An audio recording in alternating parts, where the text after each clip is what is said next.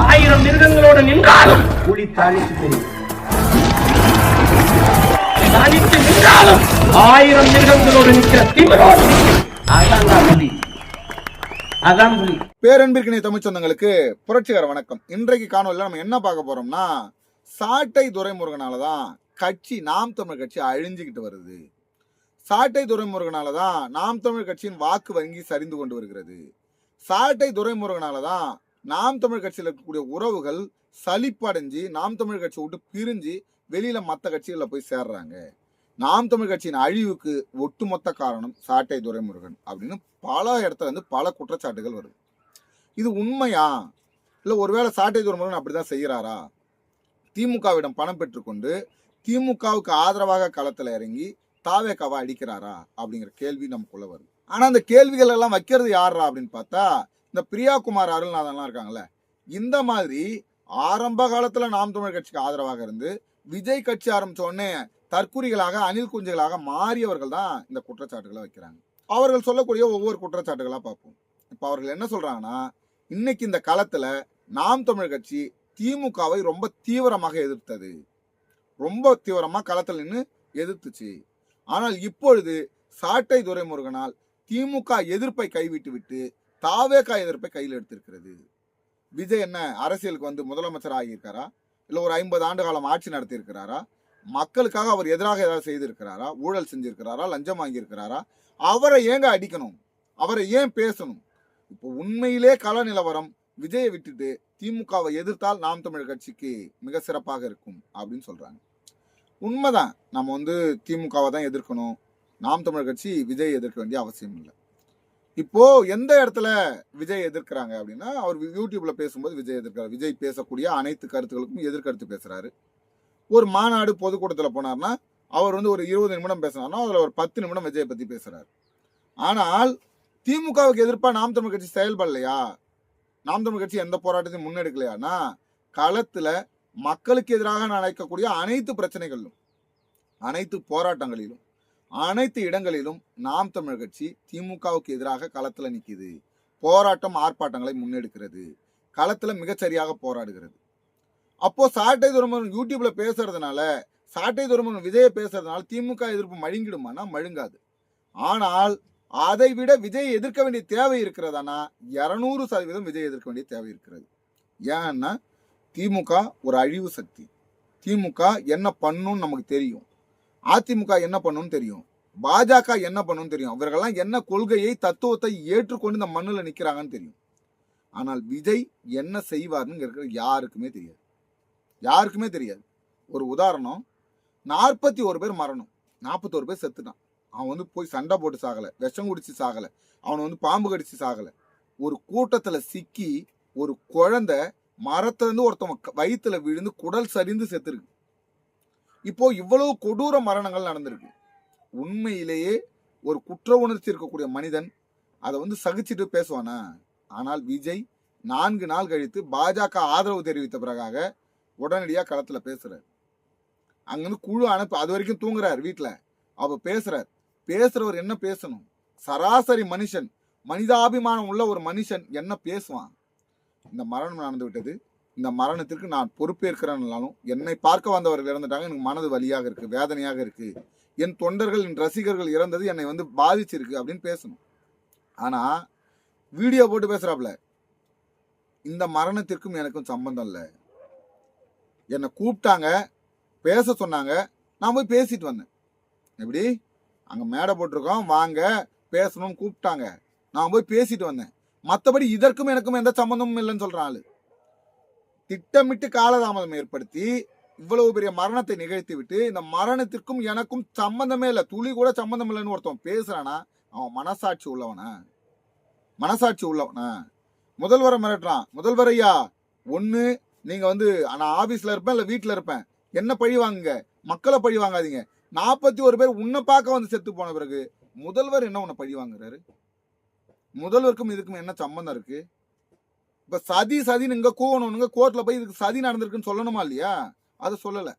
அப்போ இவ்வளவு சுயநலமா இவ்வளவு கீழ்த்தரமா அரசியல் பண்ணக்கூடியவர்கள் ஒருவேளை வென்று முதலமைச்சரானா, மக்கள் கலவரத்தை செத்து போனா, மக்கள் வந்து வேற ஏதாவது பேரிடர்களில் செத்து போனா அதை பற்றி கவலைப்பட மாட்டான்.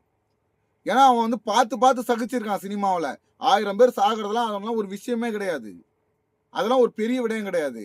அதனால் இப்படிப்பட்ட மனசாட்சியற்ற மிருகங்கள் இந்த தமிழ்நாட்டில் அரசியல் செய்யக்கூடாது. அப்போ இவர்களை அம்பலப்படுத்தணும். இப்போ செத்து போயிட்டாங்க, செத்து போனவனை போய் வீட்டில் போய் பார்த்து மாலை போட்டு மரியாதை செஞ்ச முடிஞ்சா?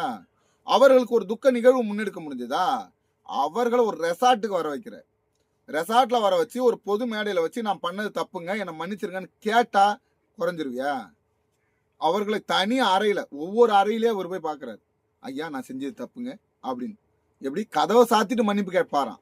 இதை நம்ம நம்பணும். இப்படிப்பட்ட ஒருவனை எதிர்க்காமல் நம்ம வேடிக்கை பார்த்துருக்கலாமா? இப்போ கொள்கை ரீதியா தத்துவ ரீதியா பிரச்சனை, கொள்கை ரீதியா தத்துவ ரீதியா இருக்கிற பிரச்சனையை அண்ணன் சீமான் அவர்கள் பேசினார். உடனடியா திமுகவிடமிருந்து பணம் வாங்கி கொண்டு தாவேகாவிற்கு எதிராக வந்து விட்டார்கள். நான் என்ன சொல்றேன், நாங்க திமுக கிட்ட பணம் வாங்கணும்னு நீ சொல்றியா? நீ எந்த இடத்துல மக்களுக்காக இந்த மண்ணுக்காக நின்று போறான்னு? இப்போ இதுவரைக்கும் 2 ஆண்டுகள் ஆயிடுச்சு, தேர்தல் நெருங்கி விட்டது. இதுவரைக்கும் நடக்கக்கூடிய ஏதாவது ஒரு பிரச்சனையில, ஏதாவது ஒரு போராட்டத்துல, ஏதாவது ஒரு ஆர்ப்பாட்டத்துல தாவேகா முன்னிருந்து இதுக்கு ஆதரவு நாங்க தெரிவிக்கிறோம், இதை நாங்க தீர்த்து வச்சோம்னு சொல்ல முடியுமா? ஒரு நாய் சொல்லுது, ஒரு நாய், அந்த நாய் விவாத நிகழ்ச்சியில போய் நின்று சொல்லுது, இந்த ஆணவ படுகொலைக்கு எதிராக தனி சட்டம் வேண்டும் என்று ஒரு சில கட்சிகள் போராடுகிறது, அதை கொண்டு வர வேண்டும் என்று ஒரு சில கட்சிகள் முயற்சிக்கிறது. தீயவர்களின் பேச்சு எவ்வளவு வலிமையானதோ அதை விட நல்லவர்களின் அமைதி வலிமையானது. அதனால விஜய் அவர்கள் அமைதியாக இருந்ததனால இங்க தனி சட்டம் கொண்டு வரப்பட்டிருக்கு. இதையெல்லாம் கேட்கும்போது சராசரி மனிதனால கடந்து போக முடியுமா? இந்த ஆனந்த்ஜித்து இந்த நாய் பேசுது, விஜய் அமைதியாக இருந்ததுனாலதான் ஆணவ படுகொலைக்கு எதிராக சட்டம் கொண்டு வரப்பட்டதுன்னு. ஒருத்தன் செத்து போறான், சாதிய ஆணவ படுகொலையால ஒருத்தன் செத்து போறான், வாழ வேண்டியவன் அவனை வெட்டி கொள்றாங்க. அது குறித்து வாய் திறந்து பேசவே இல்லை, கடைசி வரைக்கும் வாய் திறந்து பேசல. நாங்க வந்து இந்த மாதிரி இருக்கு இந்த நிலைப்பாடு, நான் சாதிக்கு ஆதரவான நிலைப்பாடுன்னு கூட பேசியிருக்கலாம், இல்ல சாதிக்கு எதிரான நிலைப்பாடுனாலும் பேசியிருக்கலாம். எந்த நிலைப்பாட்டையும் பேசல. நாங்க எதை பத்தியுமே கருத்தே தெரிவிக்கல. அதை பத்தி கேட்டா வாயை மூடி மௌனிச்சு ஓடிடுறது. ஆனால் விஜய் அமைதியாக இருந்ததுனாலதான் இந்த சட்டமே கொண்டு வரப்பட்டதுன்னா இதை சகிச்சு கொண்டு ஒருத்தனால போக முடியுமா? திருப்பரங்குன்றத்துல கலவரம் நடக்க போகுது.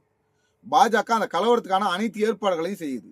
நீதிமன்ற ஆதரவோட, நீதிமன்றத்தில் இருக்கக்கூடிய நீதிபதியோட ஆதரவோட இந்த கலவரம் நடப்பதற்கான அனைத்து சதித்திட்டங்களையும் தீட்டுது.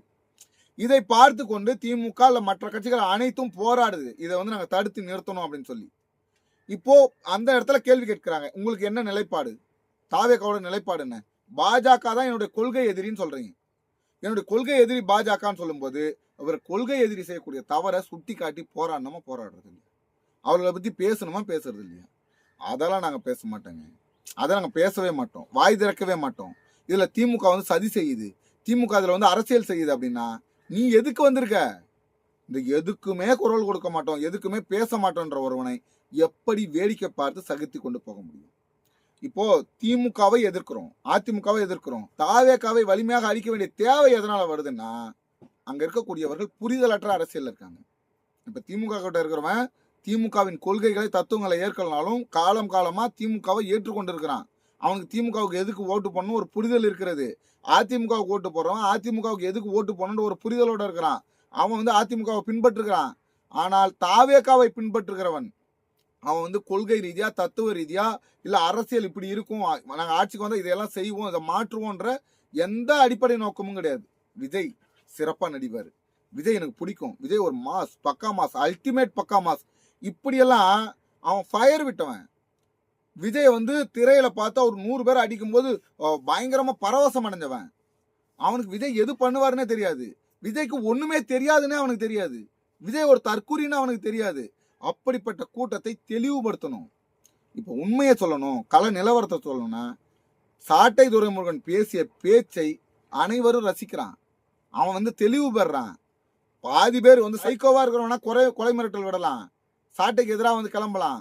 ஆனால் ஒரு சிலர் புரிதலோட இவர் பேசக்கூடியது சரி அப்படின்னு சொல்லி தாவேகாவில இருந்து பிரிந்து நீ வந்து மற்ற கட்சிகளுக்கு வரான், வெளியில வரான். நாம வந்து தற்கூரிகளாக இருக்கிறோன்றதை உணர்றான். அதை உணர்த்துவதற்கு ஒருவன் வேணும்.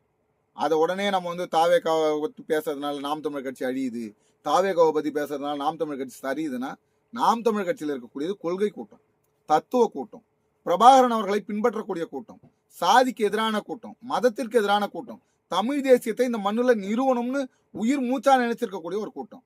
அது யாராலும் கலைக்கவோ அதை சிதறடிக்கவோ முடியாது. அவர்கள் எதற்காகவும் அஞ்ச மாட்டார்கள். அதனால இந்த மாதிரி உருட்டுகள் எல்லாம் விட்டுட்டு, சாட்டை துரைமுருகன் மீது வன்மத்தை கக்கிறத விட்டுட்டு களத்துல வேற ஏதாவது வேலை இருந்தா பாருங்க. அடுத்தது ஒரு காணொலியில் உங்களை சந்திக்கும் வரை உங்களிடம் விடைபெறுவது உங்கள் அன்பழகன். நன்றி.